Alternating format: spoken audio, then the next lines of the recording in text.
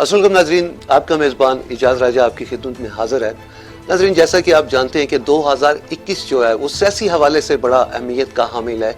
کشمیر میں بھی الیکشن ہونے کو جا رہے ہیں، اس کے علاوہ سینٹ کے الیکشن بڑے قریب ہیں، اور اگر ہم بلدیاتی الیکشن کی بات کریں تو وہ بھی جون جولائی میں متوقع ہیں۔ کرونا نے جہاں پوری دنیا کو متاثر کیا، خاص طور پہ پاکستان میں بھی اس کے اثرات بہت زیادہ پڑے، اور اگر ہم اس وقت گورنمنٹ کی پالیسیز کی بات کرتے ہیں تو گورنمنٹ کی اس وقت ساری جو توجہ ہے وہ انڈسٹری کی طرف ہے۔ گو ہماری انڈسٹری کی جو برآمدات ہے وہ بڑی ہے، لیکن اگر زیادہ پس رہا ہے تو ہمارا جو چھوٹا تاجر ہے، مڈل کلاس جو طبقہ ہے۔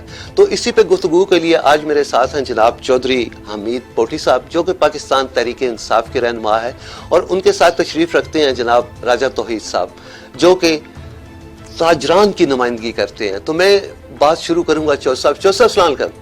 چودھری صاحب، کشمیر کے الیکشن بڑے قریب آ رہے ہیں، اس کے علاوہ سینٹ کے الیکشن بھی ہو رہے ہیں۔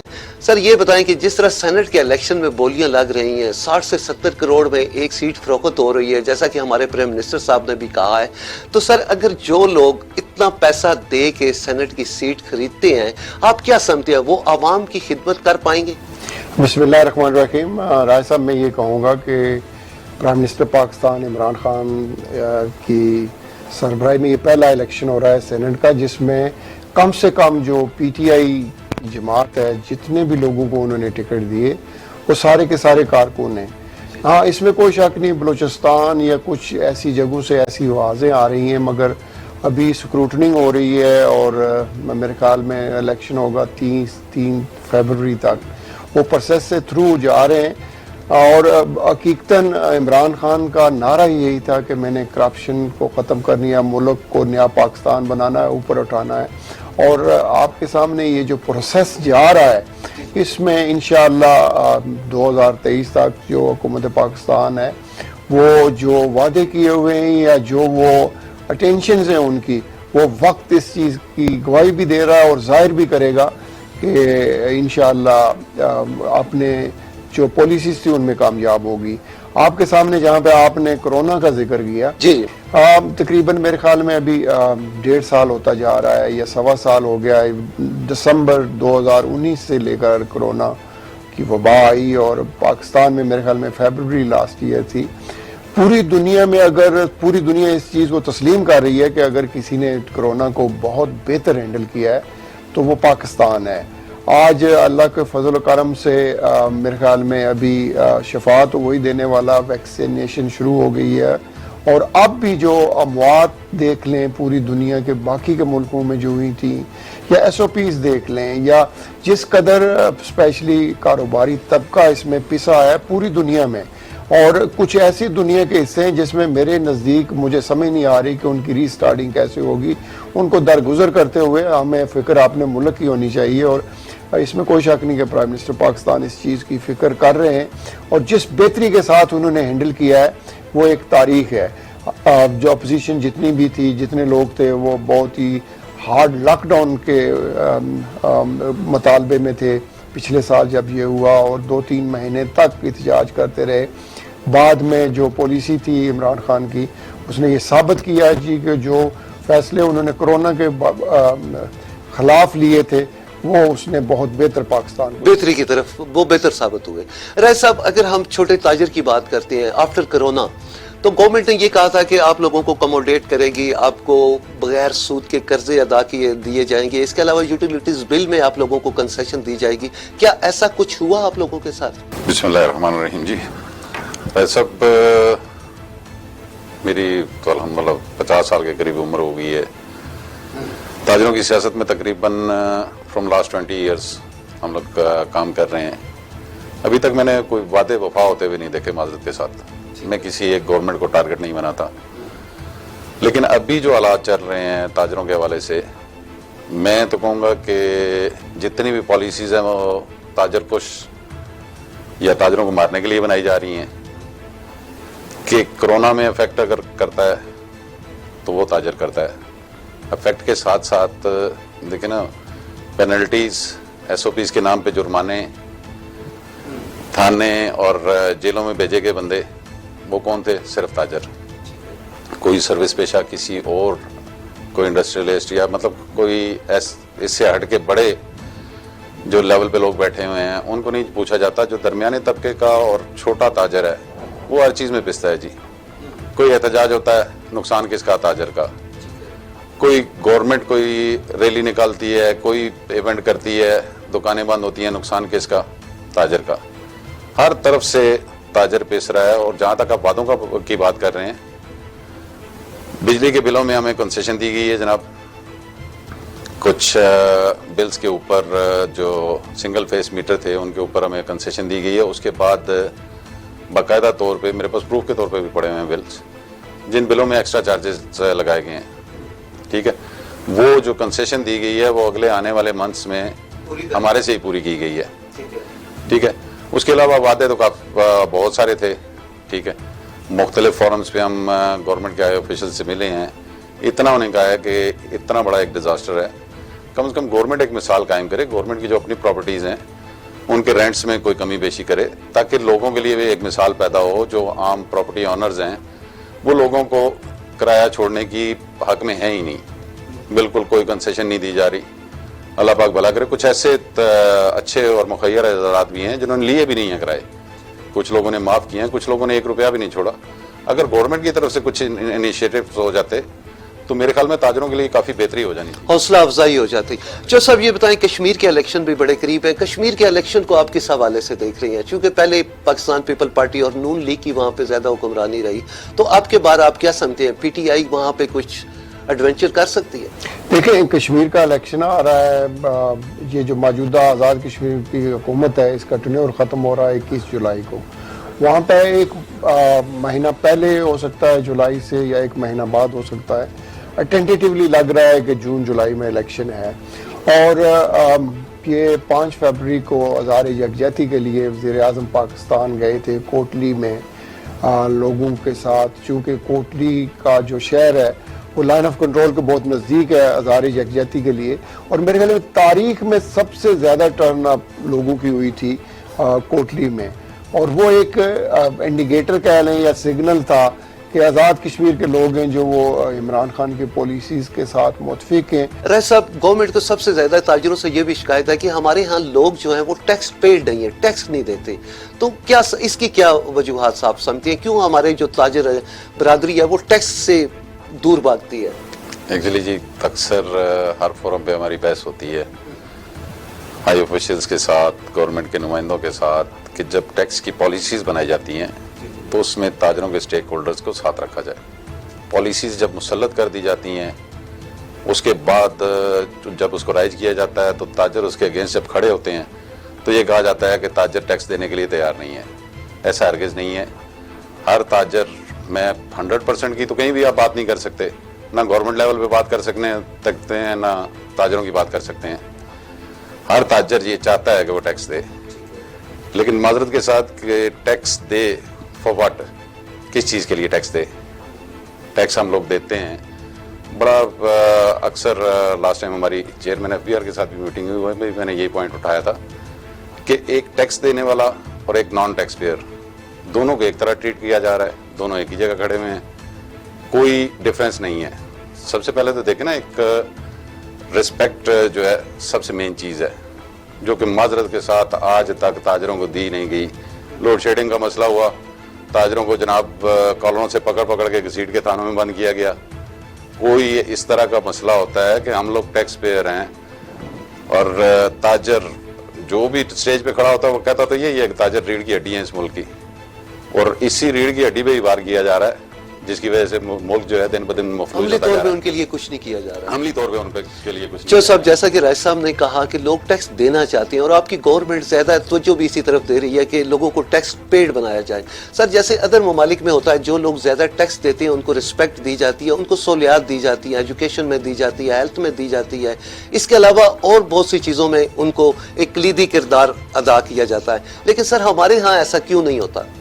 देखिए, जहाँ मैं ये कह रहा हूँ कि निज़ाम, इमरान खान ने ये कहा कि मैं निज़ाम बदलूँगा, उसका सबब यही है कि जिन लोगों ने पिछले 30-40 साल हुकूमत की, मुल्क आगे जाने के बजाय पीछे आया है। 2008 के बाद आपके सामने मुल्क इतना मकरूज हुआ है, वो भी एक तारीख है। जहाँ तक टैक्स देने वालों का तल्लक है, देखें بزنس مین طبقہ ہے جو اس کو چاہیے کہ دنیا میں تو یہ اصول ہے کہ جس وقت کوئی بھی کاروبار نیا شروع کرتا ہے تو وہاں پہ رجسٹریشن ہوتی ہے اور وہ رجسٹریشن کے ذریعے اگلا کاروبار ہے جو وہ شروع ہوتا ہے. یہاں پہ سب سے ضروری یہ ہے, میں کہتا ہوں کہ ٹیکس کے لیے حکومت کو فورس نہیں کرنا چاہیے لوگوں کو, بزنس مینز کو, ان کو. لیکن سر اگر ان کو فرض کرے جیسا کہ رائج صاحب نے کہا کہ ان کو عزت دی جائے یا ان کو سہولیات دی جائے, ان کی تعلیم میں ان کے بچوں کو ایڈوانٹیج دیا جائے, ہیلتھ میں دی جائے, تو کیا آپ یہ نہیں سمجھتے کہ پھر زیادہ لوگ اس طرف راغب ہوں گے؟ دیکھیں کاروباری جتنا بھی طبقہ ہے آپ کے سامنے, میرے خیال میں وہ محنت کش ہیں, وہ اپنی روزی رزق خود کماتے ہیں, اور وہ ہم جب ٹیکس کی بات کر رہے ہوتے ہیں تو یہ اس کا مطلب یہ ہے کہ یہ جو بزنس مین طبقہ یہ کنٹریبیوٹ کرے ملک کو بہتری کی طرف لے کے جانے کے لیے. وہ خود کفیل تو ضرور ہوتے ہی ہیں پہلے, جس کی وجہ سے وہ ٹیکس ادا کرتے ہیں, وہ پیسے والے ہوتے ہیں. ہاں اس میں ضرور ہونا چاہیے کہ جو بزنس جتنی بھی آرگنائزیشنز ہیں ان کے ساتھ جتنا بھی طبقہ انوالو ہے ان کی ویلفیئر کے لیے نظام ہونا چاہیے, اور وہ جو ویلفیئر کا نظام ہونا چاہیے اس کا بینیفٹ ان کو نظر آنا چاہیے. رائج صاحب جیسا کہ چودھری صاحب کہہ رہی ہے کہ حکومت آپ کے درمیان جو ہے وہ کمی ہے تو اعتماد سازی کی ہے, اس کی کیا وجوہات ہے؟ کیا اس سے جو پہلے حکومت تھی اس پہ آپ کو کانفیڈنس تھا, یا موجودہ حکومت کی پالیسیوں سے صرف آپ کو اختلاف ہے؟ ٹرسٹ جو ہے وہ کس طرح بلڈ اپ ہوتا ہے رائج صاحب آپ بہت اچھے طریقے سے جانتے ہیں. ٹرسٹ یہ نہیں کہ دکاندار کی طرف سے ہو. مدد کے ساتھ میں تھوڑا سا امین صاحب کی بات سے اختلاف کرتا ہوں کہ ٹیکس تاجر دینے کے لیے تیار ہیں. جو تاجر دے رہے ہیں آیا کہ انہی کے اوپر ٹیکس لادا جانا چاہیے؟ جو آؤٹ آف نیٹ ورک بیٹھے ہوئے ہیں ان کو کیوں نیٹ ورک میں نہیں لایا جا رہا؟ لیکن یہ بہت لمبی بحث ہے. ان کو نیٹ ورک میں اس لیے نہیں لایا جا رہا کہ گورنمنٹ اس وقت جو انڈائریکٹ ٹیکسز لے رہی ہے وہ اتنے زیادہ ہیں کہ اگر وہ سارے لوگ, پورے پاکستان کے لوگ, پورے پاکستان کے تاجر باقاعدہ طور پہ ٹیکس پے کرنا شروع کر دیں تو ان کے وہ انڈائریکٹ ٹیکسز کی مقدار جو ہے وہ کم ہو جائے گی, ان کا ریونیو کم ہو جائے گا, جس کے لیے وہ مزید لوگوں کو ٹیکس نیٹ ورک میں لانے کے بجائے جو لوگ آلریڈی دے رہے ہیں انہیں بھی ٹیکس سے متنفر کر رہے ہیں. اگر میرے پہ اتنا بوجھ لاد دیا جائے گا کہ میں ٹیکس پے نہیں کر سکتا یا میرے بساط میں نہیں ہے ہر چیز ہر حوالے سے, مطلب آپ سوچ نہیں سکتے کہ ایک چھوٹا شاپ کیپر کتنے ٹیکسز دے رہا ہے, سوشل سیکورٹی وہ پے کر رہا ہے, اولڈ ایج بینیفٹ وہ پے کر رہا ہے. یہ وہ ٹیکسز ہیں جو انڈسٹریز اور فرمز پہ لاگو ہوتے تھے. آج ایک جس بندے نے 2 ملازم رکھے ہوئے ہیں وہ بھی دے رہا ہے. یہ میرا سب سے مین پوائنٹ یہی ہے جی کہ ٹیکس کے اگینسٹ جب تک ٹرسٹ کس طرح بلڈ اپ ہوگا. جی میرے سے اگر 1 روپیہ لیا گیا تو ایک طریقے سے کرسٹل کلیئر طریقے سے مجھے بتا دیں تمہارا یہ 1 روپیہ یہاں جا رہا ہے بھائی, ٹھیک ہے, میں اگلی دفعہ خوشی سے 2 روپے دوں گا, ٹھیک.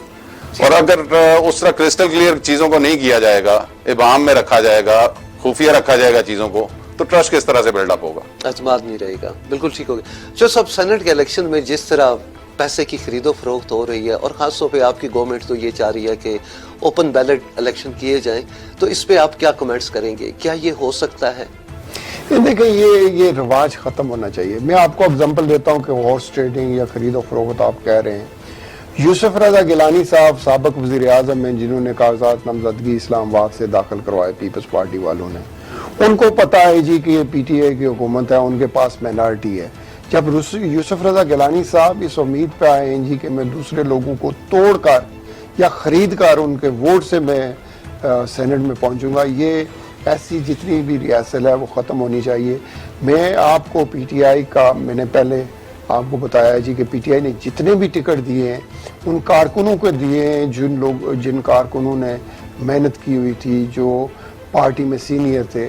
گو کہ کے سارے لوگ اکوموڈیٹ نہیں ہو سکتے, مگر یہ نظام جہاں پہ میں کہہ رہا ہوں کہ بہتری کی طرف اسی صورت میں جا رہا ہے کہ جب سب پارٹیاں اس چیز کا احساس کریں کہ یہ ملک پاکستانیوں کا ہے, انہی کا ہے, اور یہ ایسی پریکٹسز سے پرہیز کریں یا ایسی پریکٹسز کی طرف نہ جائیں جو شک و شبہات میں باتوں کو لے کر جائیں. تو وہ جو آپ کہہ رہے ہیں کہ پیسے چل رہے ہیں, اس میں کوئی شک نہیں ہے کہ اگر ٹائم ٹو ٹائم پیچھے چلے جائیں, جو ہم اگزامپل بھی وہی دیتے ہیں جو تاریخ آ رہی تھی, پیپلز پارٹی کی جو حکومت گزری ہے یا نون لیگ کی جو گزری ہے, وہ تو ایک کمرشلائزیشن کی طرف تھی. کہ وہ سب دنیا کو پتہ ہے, سب پاکستانیوں کو پتہ ہے جی کہ وہاں پہ ٹکٹوں کی خرید و فروخت ہو رہی تھی, اور ان ساری چیزوں کا الیکشن کمیشن کو ڈیفینیٹلی نوٹس لینا چاہیے کہ اگر کہیں پہ بھی یہ ایسی چیز ہو رہی ہے, پیسے استعمال ہو رہے ہیں, تو الیکشن کمیشن کا کام ہے کہ اس چیز کو کرٹیل کرے یا ان لوگوں کو ایکسپوز کرے جو یہ اس طرف الیکشن کو لے کر جا رہے ہیں. ٹھیک ہو گیا. رائے صاحب, جیسے ابھی مارچ میں لانگ مارچ کی بھی ہمیں بعض گشت نظر آ رہی ہے, اس کے علاوہ جو خاص طور پہ دھرنا سیاست ہمارے یہاں چل نکلی ہے, یہ آپ لوگوں پہ ان باتوں کا کتنا افیکٹ ہوتا ہے؟ بہت زیادہ. میں نے آپ کو بتایا نا, ہر چیز میں تاجر ہی افیکٹڈ ہے. ٹھیک ہے.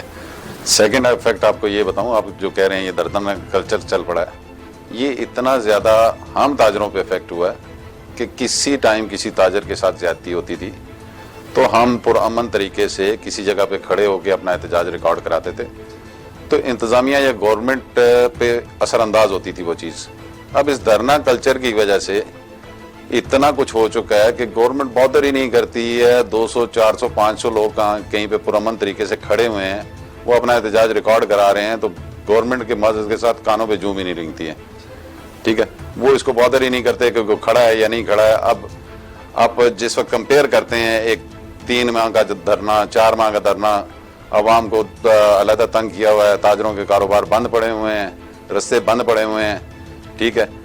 اس حد تک جس وقت ایک بڑے لیول پہ کام ہونے شروع ہو جاتے ہیں, تو پھر آٹومیٹکلی جو لوگ چھوٹے لیول پہ اپنے حقوق کے لیے جنگ کرتے ہیں یا بات کرتے ہیں, لیکن تاجر ایک دن اپنی شاپ, اپنا کاروبار بند کر کے روڈ پہ آتا ہے, آپ اندازہ نہیں کر سکتے کہ وہ کتنے نقصان سے دوچار ہوتا ہے. جج صاحب, یہ بتائیں کہ اگر ہم کشمیر کے حوالے سے خارجہ پالیسی کی بات کرتے ہیں, جیسے طالبان اور امریکہ میں جو امن معاہدہ تھا, اس میں خاص طور پہ آپ کی گورنمنٹ میں بڑا ایک کلیدی کردار ادا کیا. کشمیری ہمارے پچھلے کافی عرصے سے لاک ڈاؤن کی وہ ایک جد و جہد میں پھنسے ہوئے ہیں, تو کشمیر کی پالیسی پہ آپ موجودہ حکومت کو کیسے دیکھ رہے ہیں؟ دیکھیں, موجودہ حکومت ہے جو, جیسے میں نے آپ سے ذکر کیا, 5 فروری کو اظہار یکجہتی کے لیے پرائم منسٹر پاکستان آزاد کشمیر گئے. پرائم منسٹر پاکستان جس دن سے وہ آفس میں الیکٹ ہو کے آئے ہیں, اگر کسی نے تاریخ میں کشمیریوں کے لیے آواز اٹھائی ہے انٹرنیشنل پلیٹ فارم پر دنیا کے سامنے اور دنیا کی لوگوں کے سامنے, تو پرائم منسٹر پاکستان ہے عمران خان. چاہے وہ آپ یونائٹڈ نیشن کی 2 سال پہلے کا جو اسمبلی کا اجلاس تھا, اس میں جو تقریر انہوں نے کی تھی, وہ کشمیریوں کا آواز اٹھایا. نبی پاک صلی اللہ علیہ وسلم کی خلاف جو ویسٹ میں شائیں بائیں یہ ہوتی تھیں گستاخیاں, اس کے بارے میں آواز اٹھایا, اور یہ ایک تاریخ کا حصہ ہے. اس کے بعد جتنے بھی پلیٹ فارم جن پہ انٹرنیشنلی پرائم منسٹر گئے ہیں, وہ کہ وہ بہت کم گئے ہیں, میرے خیال میں 20-22 بار صرف انٹرنیشنلی جو دورے ان پہ گئے ہوں گے, مگر ہر ایک پلیٹ فارم پہ انہوں نے کشمیریوں کے لیے آواز اٹھائی. اور حقیقتاً رائے صاحب, سچی بات یہ ہے کہ کشمیریوں کے لیے پرائم منسٹر پاکستان آواز اٹھا رہے ہیں. کتنی اٹھا رہے ہیں؟ وہ مقبوضہ کشمیر کے جو لوگ ہیں جو وہاں پہ جد و جہد کر رہے ہیں, وہ سب سے بہتر جج ہیں. آج بھی اگر آپ دیکھ لیں, علی شاہ گیلانی ہوں یا جتنے بھی وہاں پہ حریت کانفرنس کے لیڈر ہیں, چاہے میرواز ہیں اور چاہے وہ وہاں کے لوگ ہیں جو جن کے بیٹے بیٹیاں وہ ایک 9 لاکھ فوج سے مقابلہ کر رہے ہیں, وہ آج بھی وہاں پہ کہتے ہیں کہ اگر ہماری آواز کوئی انٹرنیشنل کمیونٹی تک, انٹرنیشنل فورسز تک پہنچا رہا ہے تو وہ عمران خان ہے. رائے صاحب, اگر ہم تجاوزات کی بات کرتے ہیں, آپ کیونکہ تاجروں کے نمائندے ہیں, اگر ہم بازاروں میں دیکھتے ہیں تو آپ نے پورے روڈ کور کیے ہوتے ہیں ایک دکاندار نے. کیا وجہ ہے کہ ہمارے ادارے کمزور ہیں, RDA اگر کنٹونمنٹ کی ہم بات کرتے ہیں, یا آپ لوگوں کی من مانیاں ہیں اس میں؟ بڑا اچھا ٹاپک آپ نے چھیڑا جی. تجاوزات قصور میں یہ نہیں کہتا کہ شاپ کیپر کا نہیں ہوتا یا ہمارے تاجروں کا قصور نہیں ہوتا اس میں, لیکن زیادہ ذمہ دار ظاہری بات ہے ڈپارٹمنٹ ہے. جس ڈپارٹمنٹ کی ڈیوٹیز ہیں, ان کی ڈیوٹیز میں یہ چیز آتی ہے. وہ اتنے کمزور نہیں ہیں ادارے, لیکن مفلوج ضرور ہیں. وہ آپ زیادہ بہتر طور پہ سمجھ سکتے ہیں کہ کس طرح سے مفلوج ہیں. انہیں سیاسی طور پہ پریشرائز کیا جاتا ہے. آپ یقین کریں کہ ہم لوگ خود تمام راولپنڈی کے اندر اس وقت 3 دھڑے جو ہیں وہ راولپنڈی انجمن تاجران کے دعویٰ کرتے ہیں. ایک ملک شاہد غفور پراچا صاحب کا ہے, ایک شرجیل میر صاحب ہیں, ایک ارشد وان صاحب ہیں. تینوں مل کے ہم لوگ कमिश्नर साहब के पास गए हैं, डीसी साहब के पास गए हैं कि खुदा रहा यार, हमारे कारोबार ऑलरेडी कोरोना की वजह से, मुख्तलिफ हालात की वजह से कारोबार तबाह हैं, अब हमारे बाज़ारों के अंदर चला नहीं जा रहा, तजावज़ात के लिए कुछ किया जाए। एक सिंगल ऑपरेशन करना तो बड़े दूर की बात, एक सिंगल एक्शन नहीं हुआ। वो आप ज़्यादा बेहतर समझ सकते हैं कि क्यों नहीं हो रहा है, कि एक जॉब पर्सन अपनी बसात से आगे कोई काम नहीं कर सकता है। जब उसे किसी भी सियासी हवाले से या सुपीरियर के हवाले से रोक दिया जाए किसी काम से, तो उसने क्या काम करना है। हमारी रिटर्न एप्लीकेशंस गई हैं, हम लोग ताजरों के नुमाइंदे सारे मिल के इकट्ठे कि हम इस चीज़ पे मुत्तफिक हैं कि इस चीज़ को ख़त्म किया जाए, लेकिन वो नहीं किया जा रहा है, उल्टा उसको बढ़ाया जा रहा है। हत्ता कि अभी हमारे यहाँ तो एक नया काम शुरू हो गया है, कॉन्ट्रैक्ट दे दिए जाते हैं पार्किंग वालों को, ठीक है, वो गाड़ियां पार्क कराने के बजाय वो इन लोगों से अगराइयाँ शुरू कर दी हैं, उन्होंने पेन से पैसे इकट्ठे करने शुरू कर दिए कि हम तुम्हें गारंटी देते हैं, तुम्हें टीएम नहीं छेड़ेगा, तुम्हें सीटीए नहीं छेड़ेगा, तुम यहाँ लगाओ, लेकिन हमें इतने पैसे दो। बिल्कुल जो साहब, जैसा कि सेनेट के इलेक्शन के बाद, शायद उससे पहले भी, एक तो अपोजिशन लॉन्ग मार्च इस्लामाबाद का घेराव करने आ रही है, दूसरा अदम एतमाद की भी बातें हो रही हैं, तो क्या आप इससे अपनी हुकूमत को खतरे में देख रहे हैं या नॉर्मल देख रहे हैं? देखिए, वो जहाँ तक अपोजिशन पीडीएम का ताल्लुक है, आपके सामने मेरे ख्याल में जितनी उन्होंने फॉल्स किए हैं, जितने उन्होंने अपने सपोर्टर्स हैं जो उनको गुमराह किया है, तारीख में कभी भी नहीं हुआ। उन्होंने आज से 6 महीने पहले कहा था जी कि हम इमरान खान साहब से इस्तीफ़ा लेंगे, वज़ीर आज़म पाकिस्तान से, फिर उन्होंने कहा जी कि हम इस्तीफ़े देंगे। जब इस्तीफ़े देने की बारी आई तो उनके 2 मेंबरान थे जिन्होंने इस्तीफ़े दिए और बड़े उन्होंने गड़गड़ा कर वो इस्तीफ़े वापस लिए, और वो मिसलेड कर रहे हैं। देखें राय साहब, हकीकत ये है कि पाकिस्तान के लोग, पाकिस्तान के अवाम समझ चुके हुए हैं कि पिछले 30 सालों तक उनके साथ, उनके हकूक़ के साथ क्या क्या ज़बरदस्ती की गई है और किसने की है। और अभी मियाँ साहब लंदन में बैठकर कभी इस्टेब्लिशमेंट को, कभी किसी को मुराद इल्ज़ाम ठहरा रहे हैं। हकीकत में लोगों ने रिजेक्ट कर दिया है, चाहे वो मौलाना फजल रहमान हूँ, चाहे वो महमूद अचकज़ई हूँ, चाहे वो पीपल्स पार्टी हो, और चाहे वो नून लीग हो।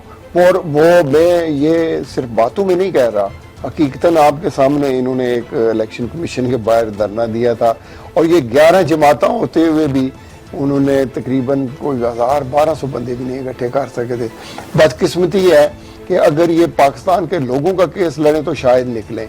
सबको पता है जी कि वो करप्शन बचाने के लिए निकलते, अपने मफादात के लिए, अपने मफादात के लिए निकलते हैं, और लिहाजा उनके साथ अवाम नहीं है।